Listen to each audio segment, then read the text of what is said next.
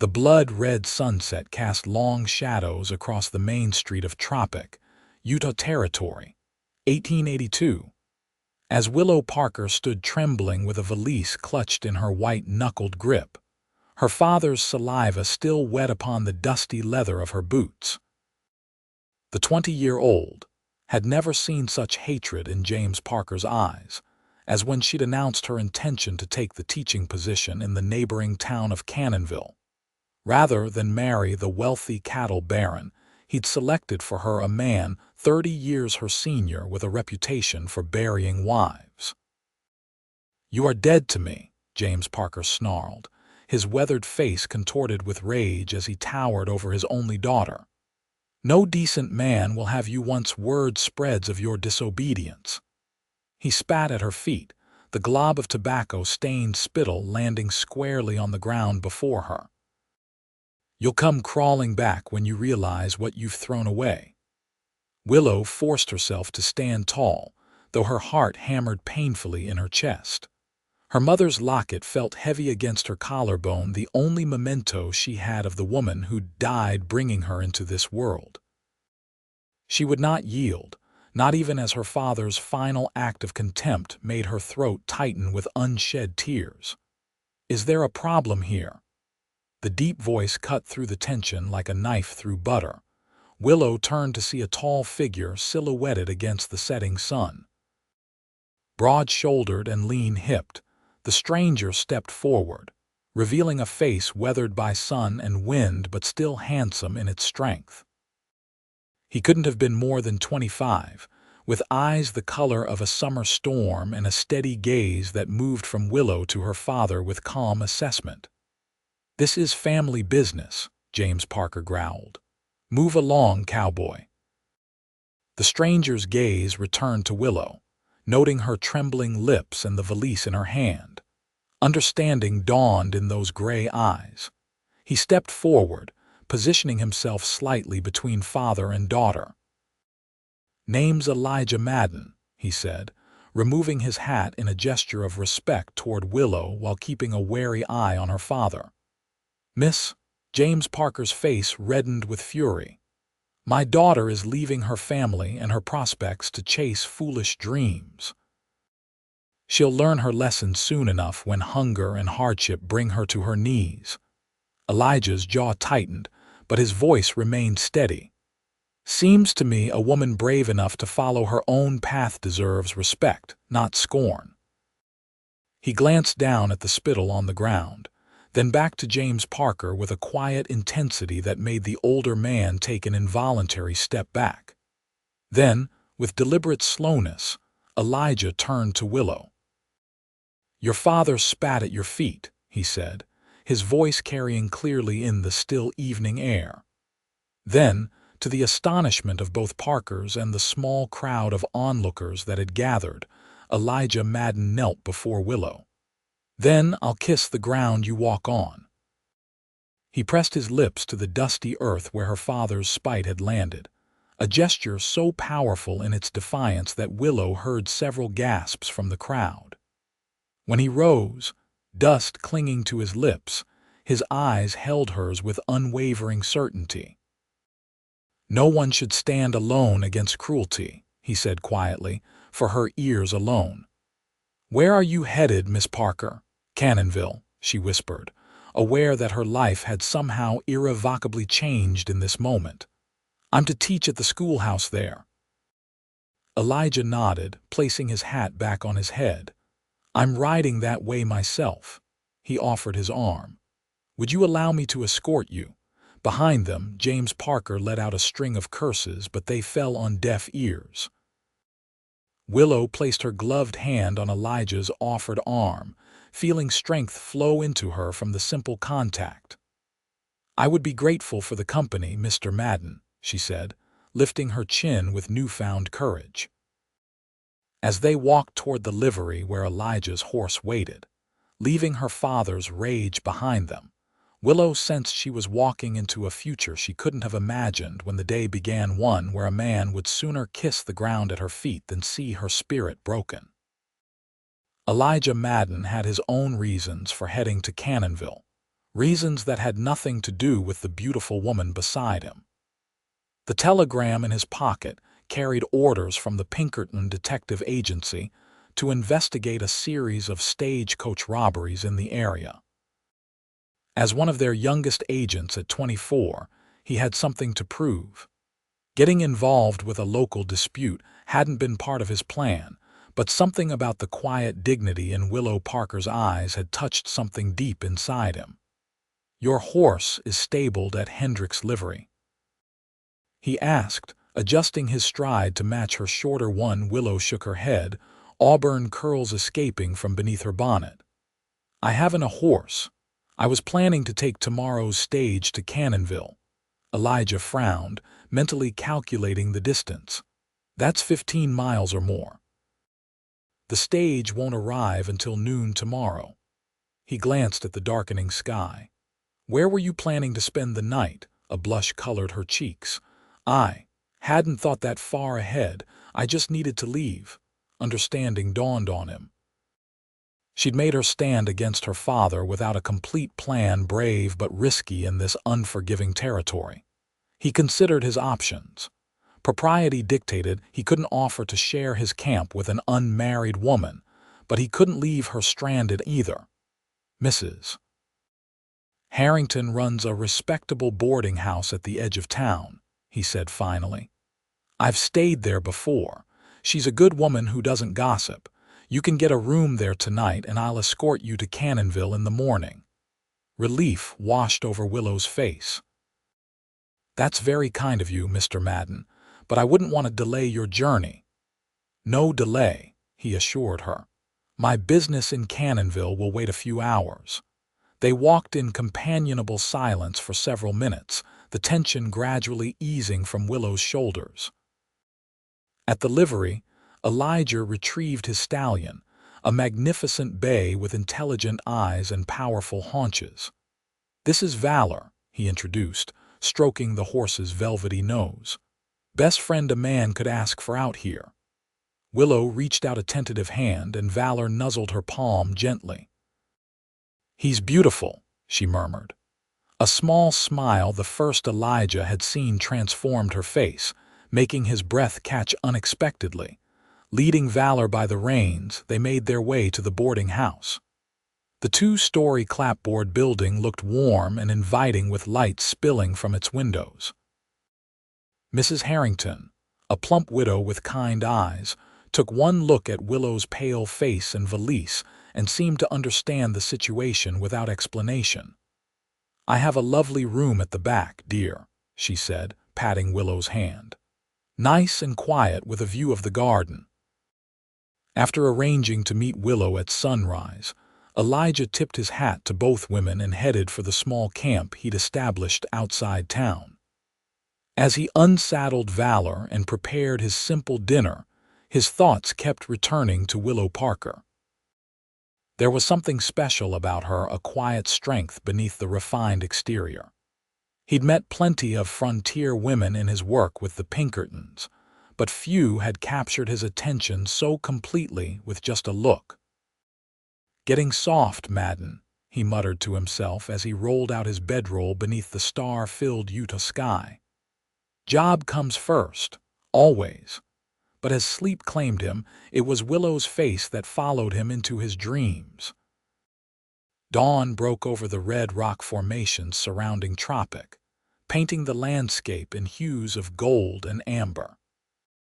Willow had barely slept, her mind replaying the previous evening's events, her father's cruel dismissal, the stranger's unexpected intervention, and the surprising sense of freedom that had settled over her once the initial shock wore off. She dressed carefully in her most practical traveling outfit, a forest green skirt and matching jacket over a crisp white shirtwaist.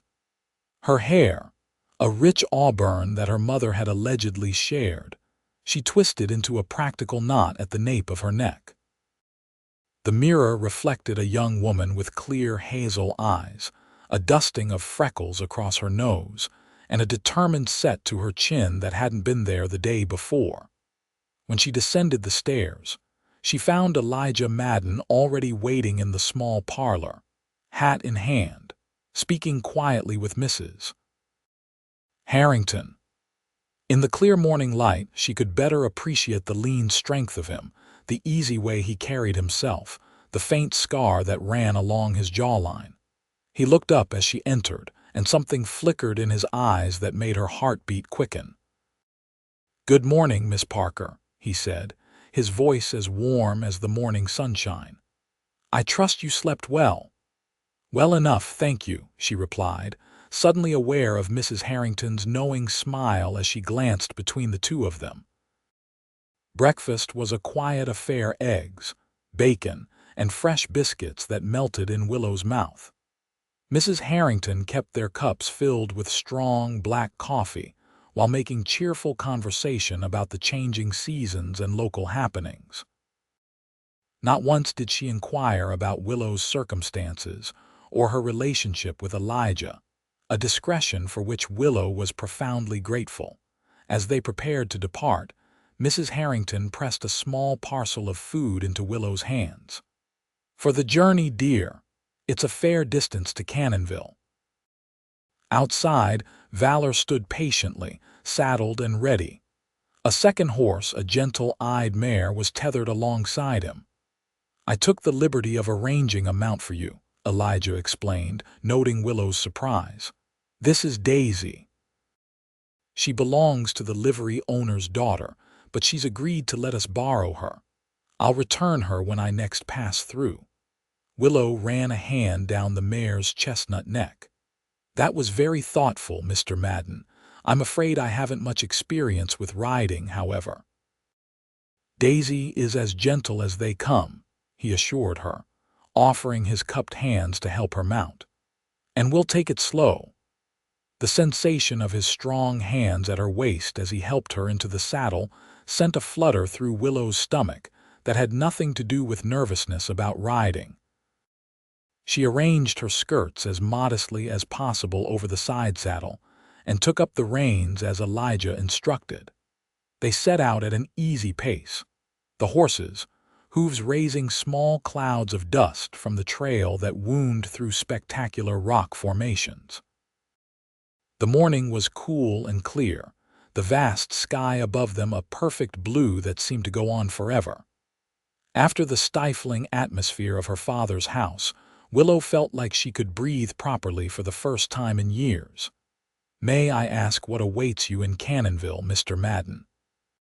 she asked after they had ridden in comfortable silence for several miles. Elijah hesitated, weighing how much to reveal. His work as a Pinkerton detective required discretion, but he found himself wanting to be honest with this woman who had shown such courage. "I'm investigating a series of stagecoach robberies," he said finally.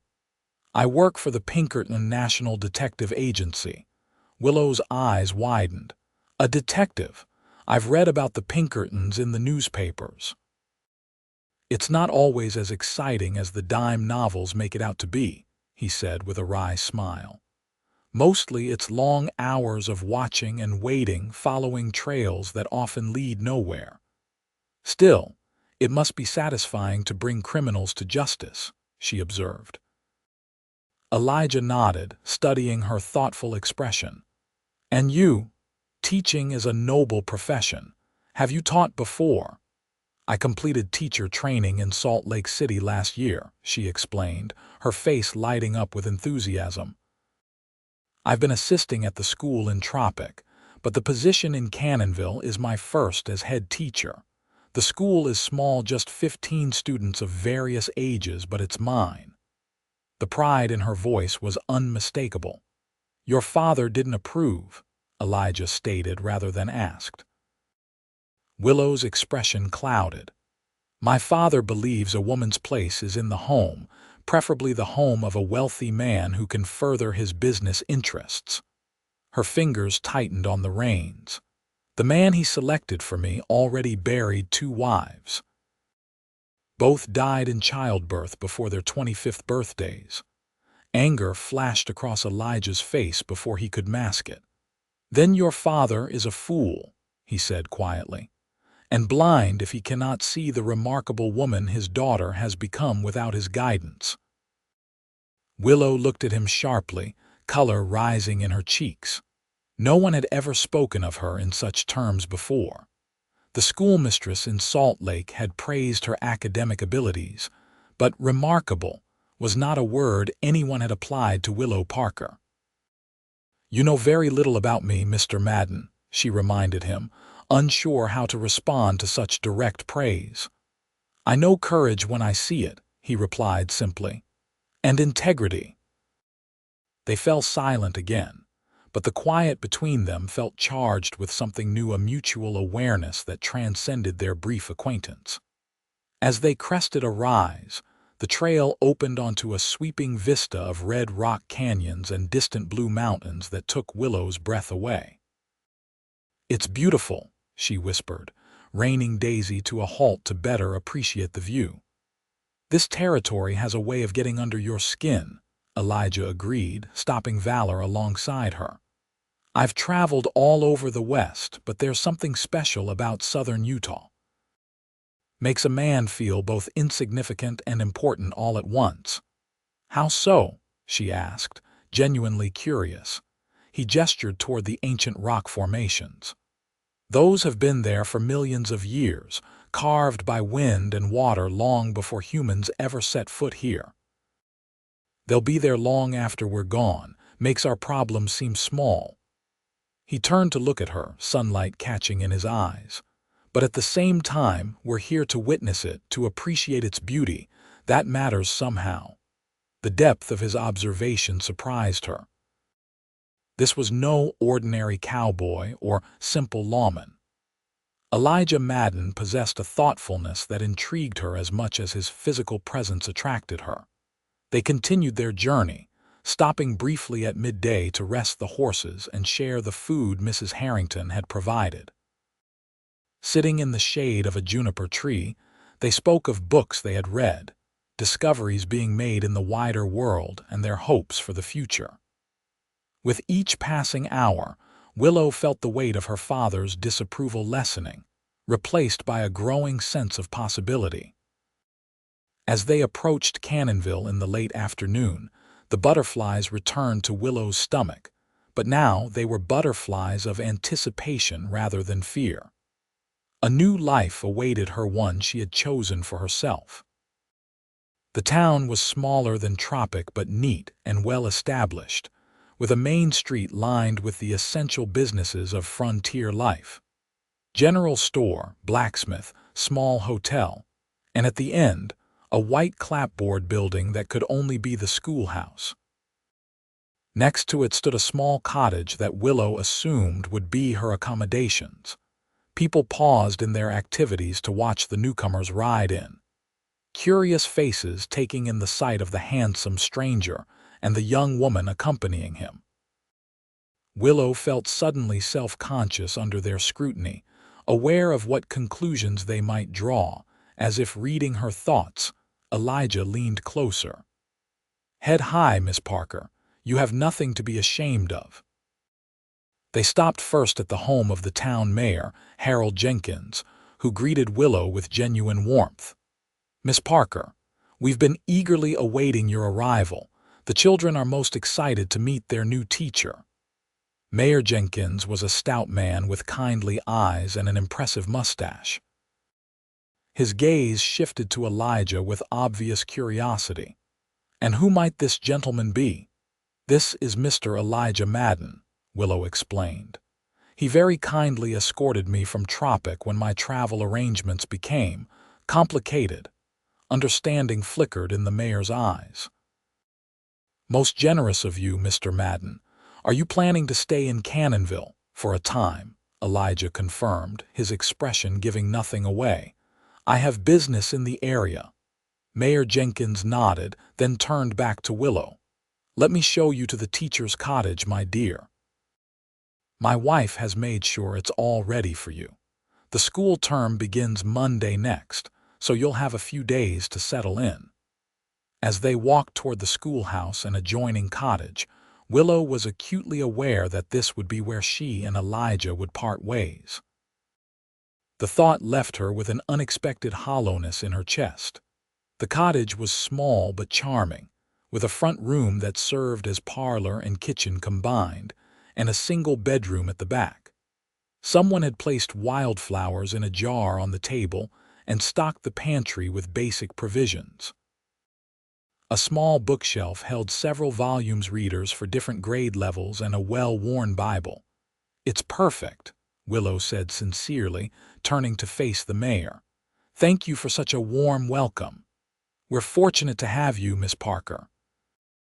Your references from the Salt Lake City Academy were most impressive." Mayor Jenkins tipped his hat. "I'll leave you to get settled. My wife will call on you tomorrow to introduce you to some of the town ladies." When the mayor had gone, Willow and Elijah stood facing each other in the small cottage, suddenly awkward where they had been comfortable throughout their journey. "Well," Elijah said, breaking the silence, "you're safely delivered to your new home." "Yes." Willow twisted her hands together. "I cannot thank you enough for your kindness, Mr. Madden." "Elijah," he corrected gently. "After kissing the ground at your feet, I think we can dispense with formalities, don't you?" A smile tugged at her lips despite her nervousness. "Elijah, then, and I'm Willow." He nodded, then glanced around the cottage. "You'll be comfortable here, safe." "Where will you stay?" she asked, realizing she had no idea where his investigation would take him or how long it would last. "The hotel for now," he replied, "until I get the lay of the land." Another awkward silence fell between them. Willow searched for words to express what she was feeling, gratitude certainly, but also a reluctance to see him go that seemed disproportionate to their brief acquaintance. "Perhaps," she began hesitantly, "once I'm settled, you might call on me. I could prepare a proper meal as some small repayment for your escort." The smile that spread across his face warmed her from the inside out. "I'd like that very much, Willow." He reached for her hand, and when she offered it, he raised it to his lips in a gesture that was both courtly and intimate. "Until then," he murmured against her skin, then released her hand and stepped back. As he departed, tipping his hat one final time before closing the cottage door behind him, Willow pressed her fingers to her cheek, feeling the flush that had risen there. In the space of 24 hours, her life had transformed completely. She had lost a father but gained independence. And perhaps, though it was far too soon to say for certain, she had found something else, something unexpected and precious, in the gray eyes of a man who would kiss the ground she walked on. The first week in Cannonville passed in a blur of activity for Willow. Between preparing lessons for her diverse group of students, meeting the townspeople, and setting up her modest household, she had little time for reflection. The town ladies, led by the mayor's wife, Beatrice Jenkins, had welcomed her warmly if curiously, clearly intrigued by her unmarried status and independent spirit. Mrs. Jenkins, a motherly woman with a kind face and practical nature, had taken Willow under her wing. "Teaching is a noble calling," she had said during their first meeting, "but it can be a lonely one too. You must promise to join us for Sunday dinners and social gatherings." True to her word, Beatrice included Willow in the community's activities, helping to ease her transition. The 15 students, ranging in age from 6 to 16, proved to be bright and eager to learn, if somewhat rambunctious. By Friday, Willow had established routines and expectations that had the classroom running smoothly. Throughout the week, her thoughts often strayed to Elijah. She had glimpsed him several times around town, speaking with the stagecoach driver, deep in conversation with the sheriff, riding out on valor at dawn. Each time, he had tipped his hat respectfully, but their paths hadn't crossed directly. She understood he was working, yet she couldn't help the flutter of disappointment each time he rode past the schoolhouse without stopping. On Saturday morning, as Willow swept the porch of her cottage, She spotted him riding toward her at a measured pace. Her heart quickened, and she smoothed her skirts self-consciously before standing tall, broom in hand. "Good morning, Miss Parker," he called, removing his hat as he approached. The formality was for the benefit of any watching neighbors, she realized. "Mr. Madden," she replied with a small smile. "How does your investigation progress?" He dismounted, tying Valor to the hitching post. "Slowly but steadily. I've been meaning to call on you all week, but you've been working," she finished for him. "I understand." "Still," he continued, stepping closer, "I've been remiss. I wondered if I might make it up to you with an invitation. There's to be a social gathering at the church tomorrow after services, a potluck dinner. Would you allow me to escort you?" The idea of appearing publicly on Elijah's arm sent a thrill through Willow, quickly followed by concern. "Are you certain that's wise? I wouldn't want to compromise your investigation." His gray eyes warmed with appreciation for her thoughtfulness. "The best cover for a detective is to appear to have normal business in town. Besides," he added with a hint of mischief, "I have a reputation to maintain as the man who kissed the ground at Willow Parker's feet." She laughed then, the sound surprising both of them with its lightness. "News travels fast in these small towns. Is that what they're saying about you?" "That and more," he confirmed, looking pleased to have made her laugh. "So may I escort you tomorrow?"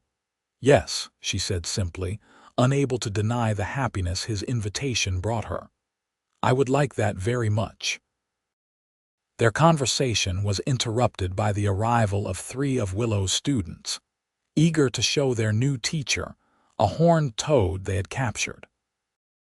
Elijah stepped back, watching with undisguised admiration as Willow knelt to examine the creature, asking questions that turned the moment into an impromptu natural science lesson.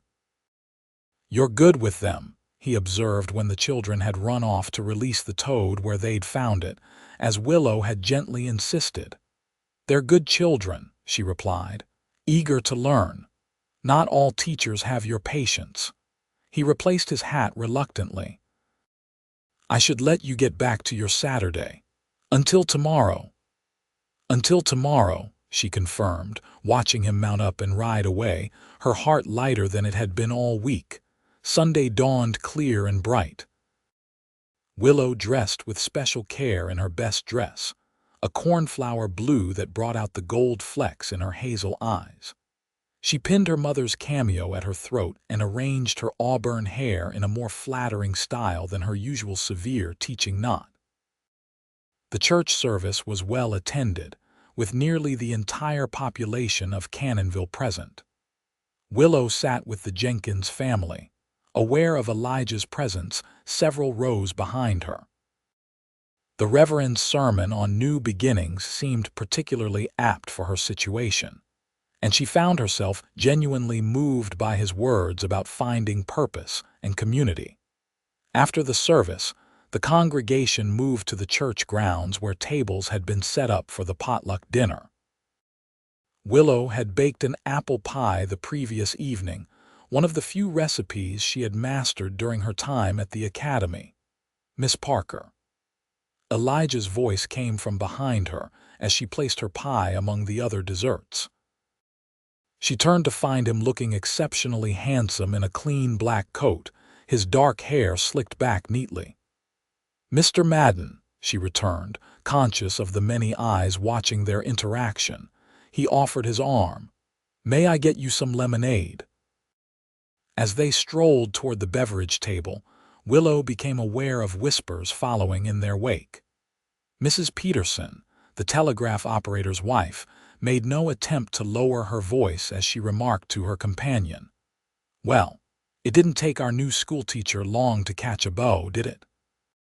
"Ignore them," Elijah murmured, his hand covering hers where it rested on his arm.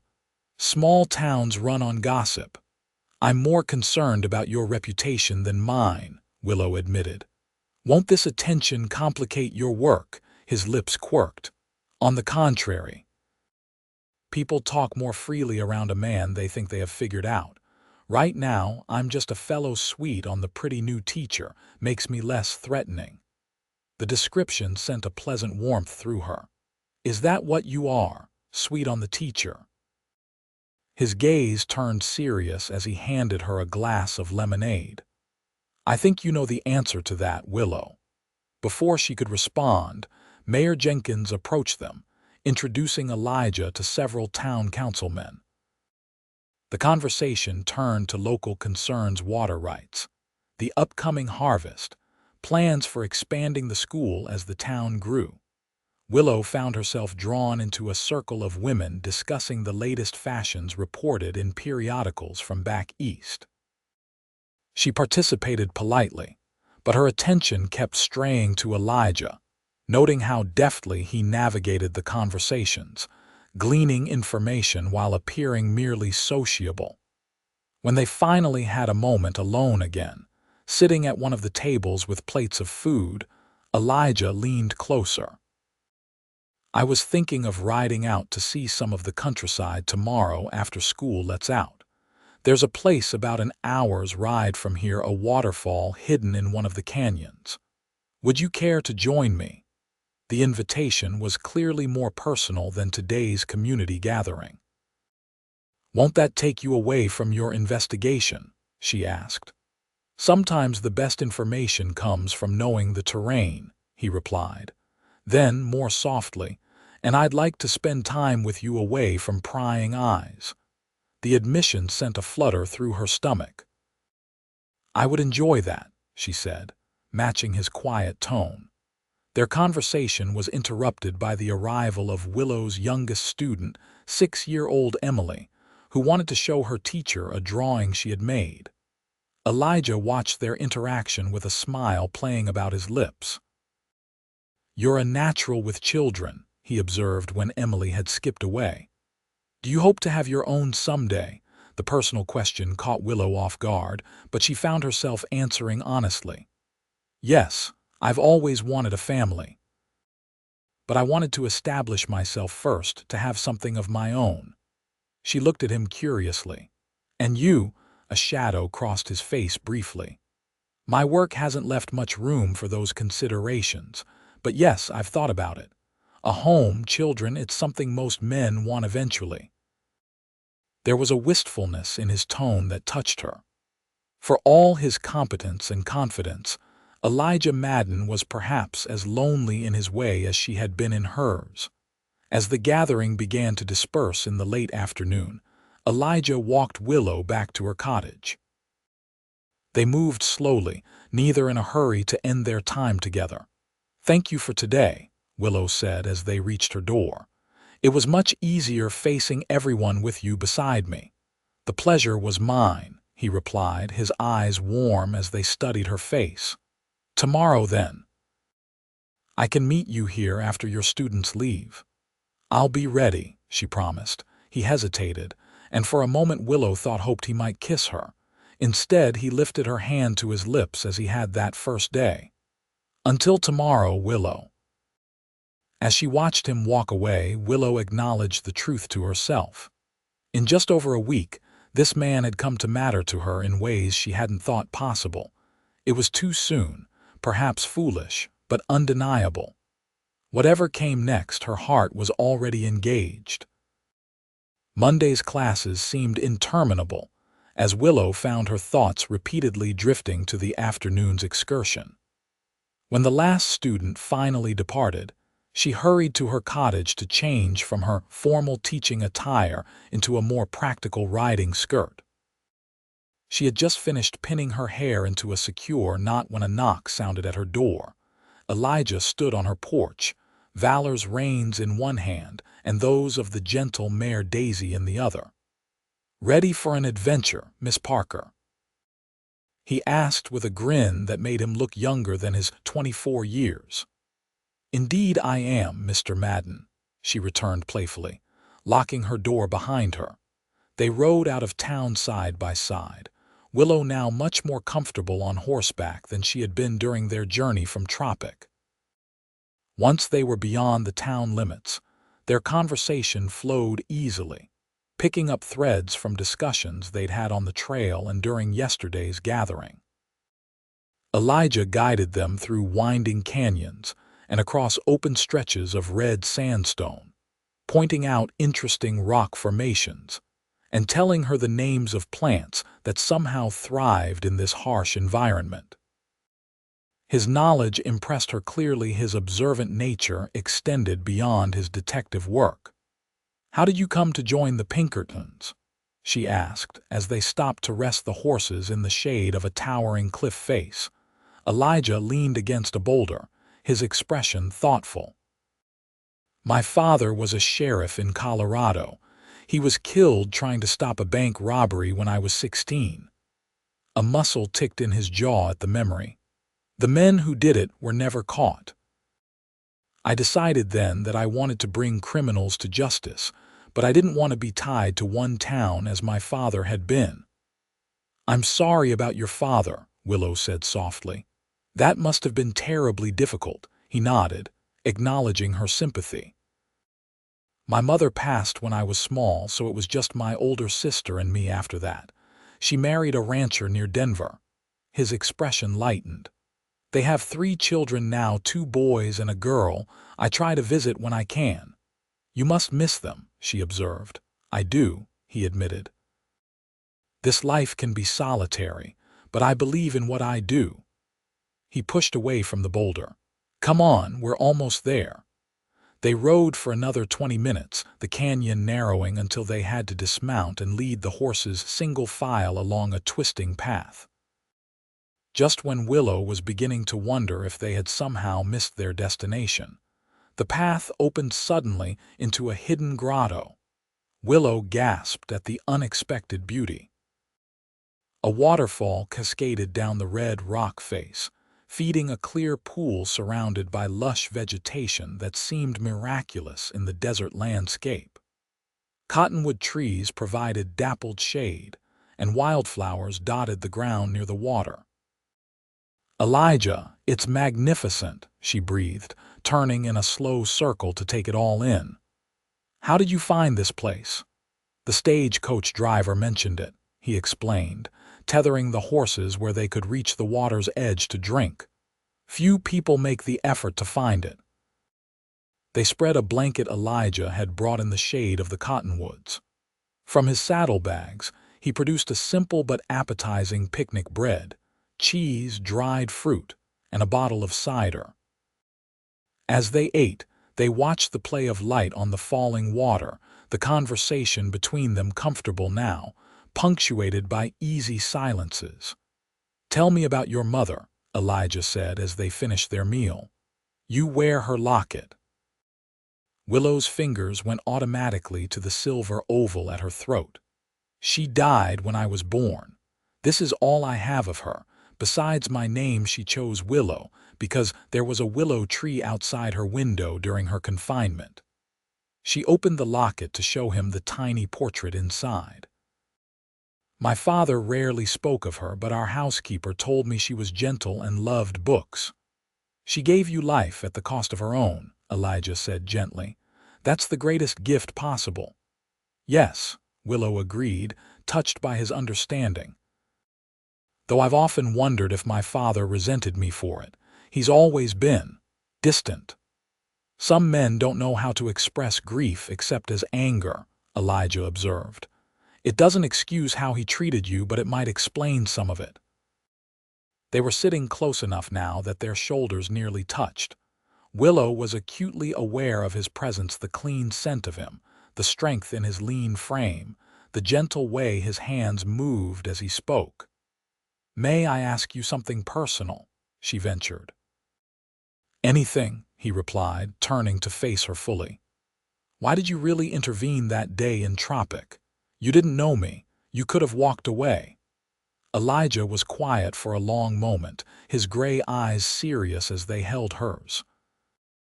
"I've seen too much cruelty in my work, people hurting each other for greed or power or simple meanness.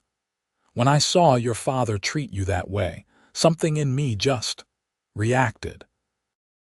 No one deserves to be humiliated like that. especially not someone who was clearly just trying to make her own way in the world. He reached out slowly, giving her time to pull away if she wished, and tucked a strand of hair behind her ear that had escaped from her knot. And then I looked in your eyes and I saw such courage there, such determination despite your pain. I couldn't walk away. Willow's heart hammered in her chest at his touch and his words, and kissing the ground, a smile touched his lips. That was pure impulse. I wanted to show your father and you that his contempt meant nothing, that you deserved reverence, not scorn. His hand lingered near her face. I don't regret it. Nor do I, she whispered. Something shifted in his expression then, his eyes darkening as they dropped to her lips. Slowly, giving her every chance to pull away, he leaned forward until his mouth was a breath away from hers. May I? He murmured. In answer, Willow closed the distance between them, pressing her lips to his in her first kiss. It was gentle at first, almost tentative, but when her hands came up to rest against his chest, Elijah deepened the kiss, one hand cradling the back of her neck with exquisite tenderness. When they finally parted, both slightly breathless, Elijah rested his forehead against hers. I've wanted to do that since the moment I saw you standing tall despite your father's cruelty, he confessed. I'm glad you waited until now, she replied with a small smile. It means more this way, knowing you as I do. He kissed her once more, briefly but with feeling, then drew back with obvious reluctance. We should head back before dark. They packed up their picnic things and mounted their horses, riding side by side where the trail permitted, their hands occasionally reaching across the space between them, fingers twining briefly before separating again. They spoke little on the return journey, each lost in their own thoughts about what had transpired between them and what it might mean for the future. As they approached Cannonville, Willow felt a pang of regret that their idyll was ending. Reality awaited them, her teaching duties, his investigation, the constraints of propriety in a small town. When will I see you again? She asked as they reached the edge of town. I need to ride to Cedar City tomorrow, part of the investigation, he explained. I'll be gone for 2 or 3 days. But when I return, he looked at her with such warmth that Willow felt it like a physical caress. I'd like to court you properly, Willow Parker, with your permission. Joy bloomed in her chest, bright and unexpected. Yes, she said simply. I would like that very much. The days of Elijah's absence stretched interminably for Willow. She threw herself into her teaching with renewed energy, extended her lessons to include natural science inspired by their expedition to the waterfall, and even began organizing a small lending library for the town using books donated by the more affluent families. On the evening of the 3rd day, just as she was beginning to worry, she heard the now familiar sound of Valor's hoofbeats approaching her cottage. Setting aside the essays she had been grading, she hurried to the door, her heart lifting at the sight of Elijah dismounting, trail dusty but whole. You're back, she said unnecessarily, unable to keep the pleasure from her voice. I am, he confirmed, his tired eyes warming as they took in the sight of her. May I call on you properly tomorrow evening, after I've had a chance to clean up and rest? Of course, she agreed, noting the exhaustion in his posture. Did your journey yield results? A shadow crossed his face. Some, but nothing I wish to burden you with tonight. She nodded, understanding his need for privacy regarding his work. Until tomorrow, then. The following evening, Elijah arrived at her door looking rested and handsome in a clean shirt and vest, his hair still damp from washing. He presented her with a small gift, a book of poetry he had found in Cedar City. I noticed you didn't have much beyond school books, he explained as she ran her fingers reverently over the leather binding. Every teacher should have poetry to feed her soul. They sat on her small porch, visible to any passing neighbors to maintain propriety, and talked as the sunset painted the sky in spectacular hues.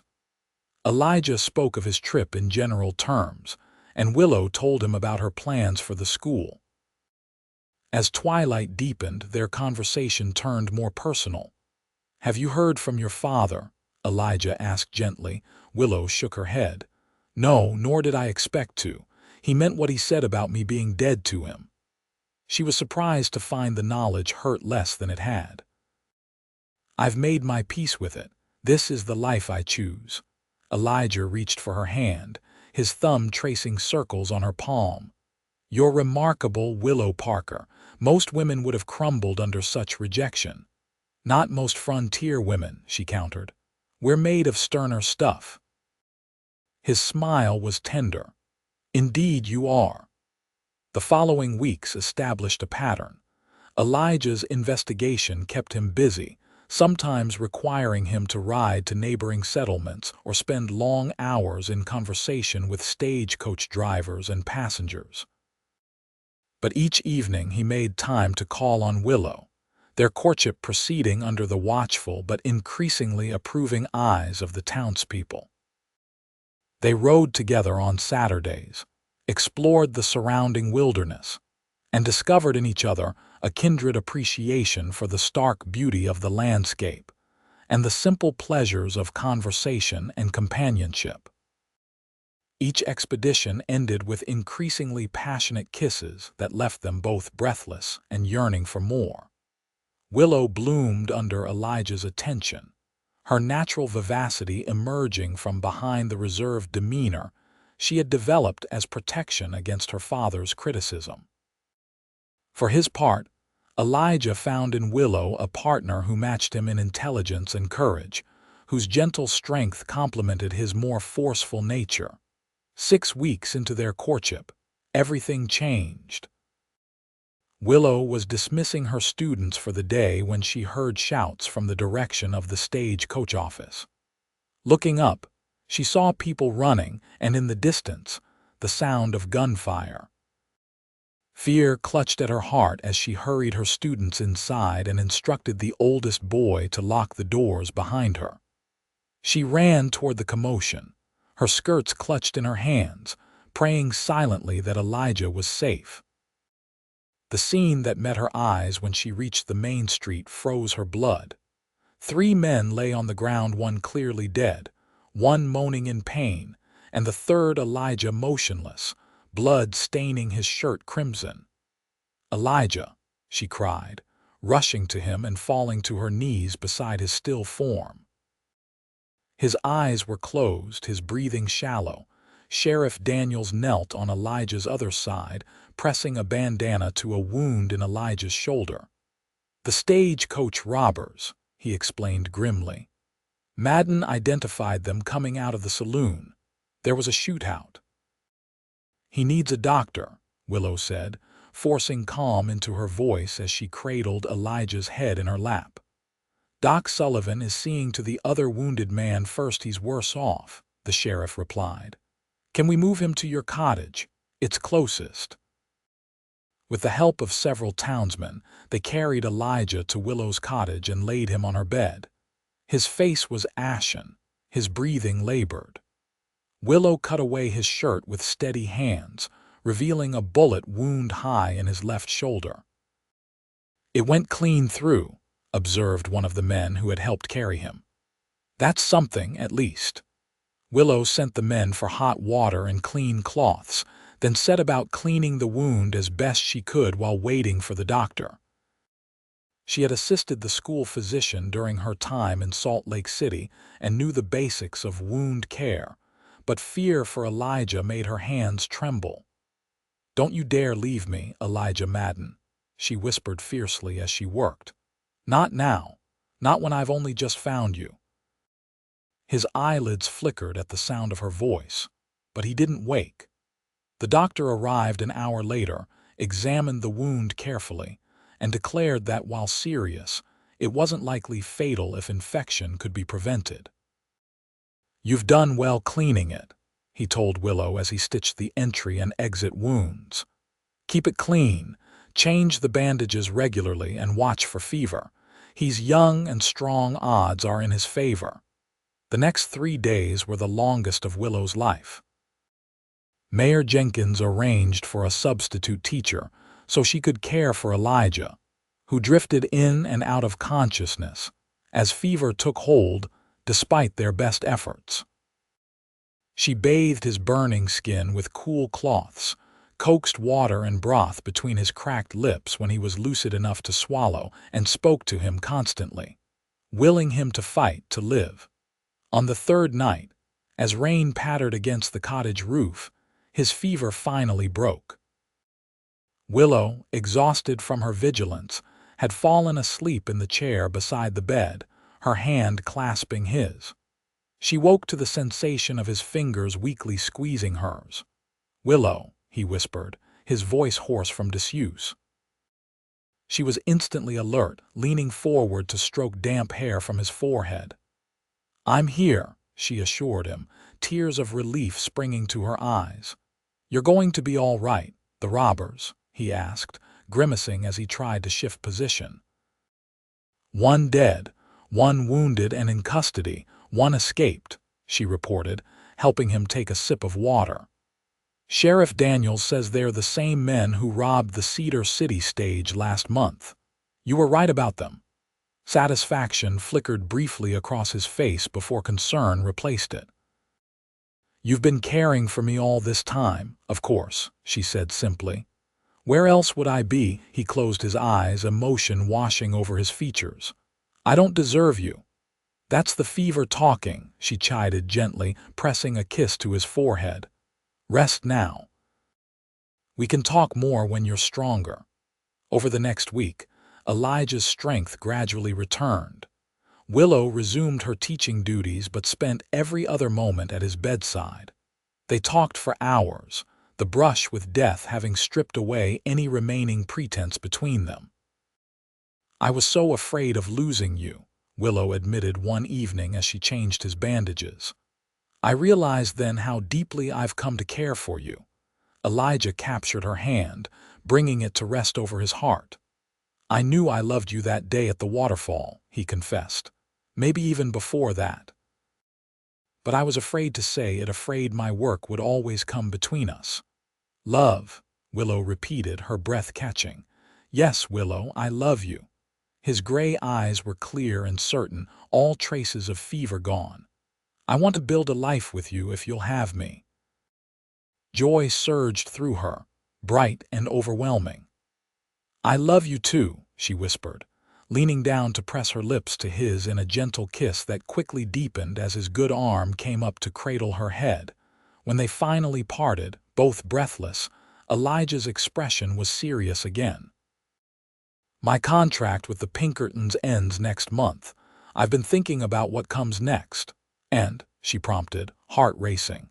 "Sheriff Daniels mentioned they need a deputy here in Cannonville. The town's growing. It would mean staying in one place, putting down roots." He searched her face. "Would that suit you, Miss Parker? Having a lawman for a husband?" She could scarcely breathe through her happiness. "I'm not doing this properly," he said with a rueful smile.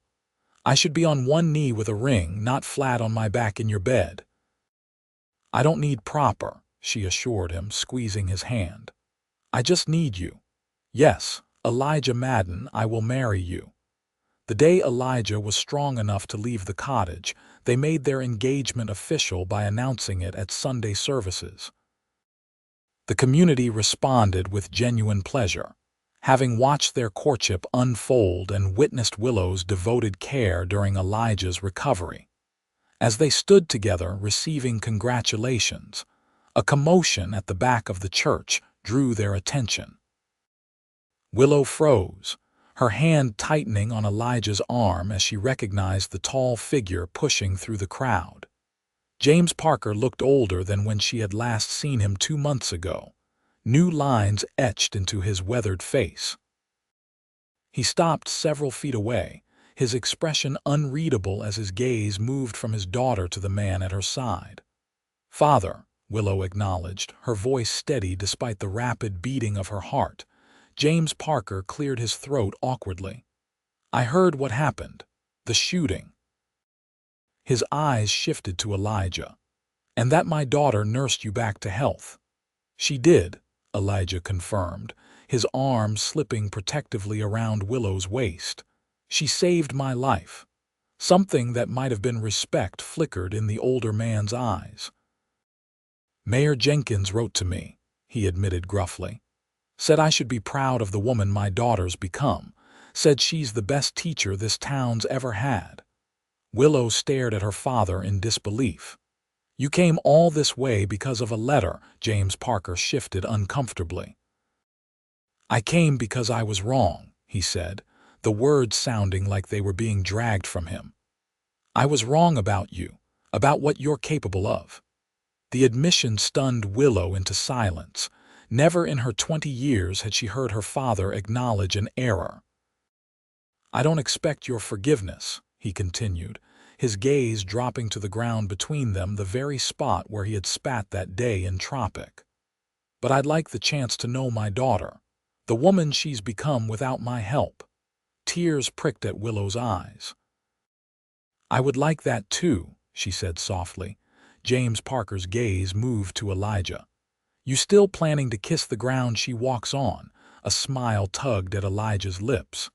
Every day for the rest of my life, sir. Something that might almost have been a smile crossed the older man's face. Good. She deserves nothing less. He extended his hand to Elijah. James Parker. Elijah Madden, Elijah replied, accepting the handshake. Your future son-in-law. The Parker-Madden wedding took place on a glorious autumn day with the red rocks of southern Utah providing a spectacular backdrop. Willow, radiant in a simple white dress with her mother's locket at her throat, walked down the aisle on her father's arm, her eyes never leaving Elijah's face as he waited for her beneath an arch of desert wildflowers. Their vows, spoken in clear, steady voices, moved many in the congregation to tears. When the Reverend pronounced them husband and wife, Elijah drew Willow into a kiss that managed to be both reverent and passionate, prompting cheers and a few good-natured whistles from the assembled townspeople. At the reception held in the town square, James Parker surprised everyone by making a toast. To my daughter and her husband, he said, raising his glass. May you build a life as strong and beautiful as these red rocks that surround us. And may you always remember that love, like water in the desert, is precious and not to be wasted. Later, as lanterns illuminated the dancing area and the celebration continued around them, Elijah pulled Willow aside for a moment of privacy. Happy, Mrs. Madden? He asked, his arms encircling her waist.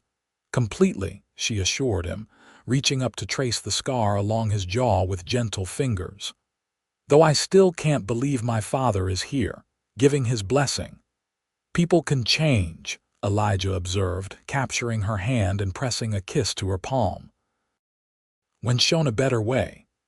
Speaking of better ways, Willow said with a mischievous smile, I believe you made a promise to kiss the ground I walk on every day. Without hesitation, Elijah dropped to one knee before her, took her hand in his and pressed his lips first to her fingertips, then to the earth at her feet. When he rose, his eyes held hers with an intensity that made her breath catch. I meant it then, and I mean it now, he said softly. You are a wonder, Willow Madden, and I will spend my life showing you how much you are treasured. As I will treasure you, she promised, rising on tiptoe to seal her words with a kiss. In the years that followed, Willow and Elijah built a life together in Cannonville that exceeded their earliest hopes. She continued teaching until the birth of their first child, a son they named James after her father, though everyone called him Jimmy. 2 years later, they welcomed twin daughters, Elizabeth and Margaret, who inherited their mother's auburn hair and their father's storm-gray eyes. Elijah proved to be an exceptional deputy and eventually succeeded Sheriff Daniels when the older man retired. His reputation for fairness and integrity made him respected throughout the territory, while his experience as a Pinkerton gave him an edge in solving the occasional complex case that came his way. Willow divided her time between raising their children and tutoring students who needed extra assistance. She also established the first proper library in Cannonville, a project that brought her particular pride and the community immeasurable benefit. James Parker became a regular visitor to their home, developing a close relationship with his grandchildren and gradually healing the breach with his daughter. He never remarried, but found purpose in helping expand his business interests to include Cannonville, providing employment for many in the growing community. On their 10th wedding anniversary, Elijah surprised Willow by taking her back to the hidden waterfall where they had shared their first kiss.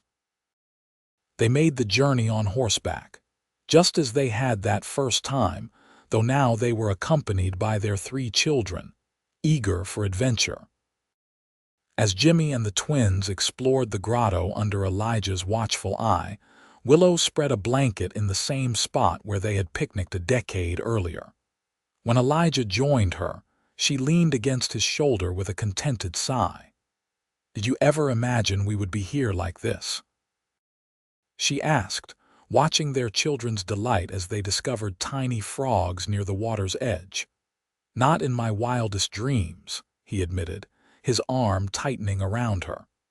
"I was a lonely man with a dangerous job and no real home. You changed everything, Willow." She turned to face him, noting the silver just beginning to thread through his dark hair at the temples. The years had only enhanced his handsome features, adding character where youth had once been. "You ever miss the excitement of being a Pinkerton?" she asked, genuinely curious. Elijah shook his head. "Not for a moment. What we've built together, our family, our place in the community, it's worth more than all the adventures I had before." He kissed her softly. "Besides, raising 3 children with you is excitement enough." Willow laughed, resting her forehead against his. "Indeed it is."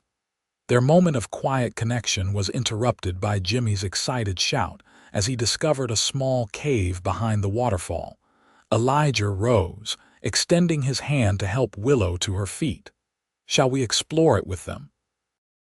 he asked, his eyes alight with the same sense of adventure he brought to everything in life. "Lead the way, Deputy Madden," she replied with a smile. As they joined their children at the waterfall, Willow reflected on the journey that had brought her here from a daughter dismissed by her father to a beloved wife, mother, and valued community member. The path had not always been easy, but every step had been worthwhile. And true to his word, Elijah still kissed the ground she walked on, sometimes literally, to the delight of their children, but more often figuratively. In the 1,000 small ways he showed his love and respect for her each day. In the red rock country of southern Utah, where wind and water had carved beauty from stone over countless millennia, they had carved out a life together that was equally beautiful, resilient against hardship, shaped by love, and standing as testament to the power of one man's decision to honor a woman's courage when the world had turned against her. As the desert sun began its descent toward the horizon, painting the canyon walls in hues of gold and crimson, the Madden family made their way back toward Cannonville, their laughter echoing among the ancient stones, adding one more layer of joy to the timeless landscape that had witnessed their love story from the beginning.